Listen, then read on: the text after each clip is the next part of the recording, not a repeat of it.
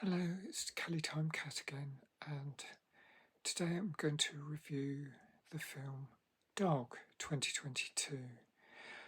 It stars Channing Tatum as an army ranger, the character called Jackson Briggs, who is given the challenge of accompanying Lulu, who's a Belgian Malamute, across the west coast of the USA from Oregon to Southern California to the Mexican border, where a former colleague, soldier Rodriguez, is being buried. Now, Lulu is really quite a handful and tests Jackson's patience right up to the nth degree as he attempts to drive right down hundreds and hundreds of miles across Oregon and California, and they get into quite a few scrapes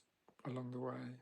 Some of the narrative arc is quite predictable, but I thought it was a pretty sweet film overall, quite funny and quite an entertaining romp. Please let me know what you think. Thanks for watching. Bye for now.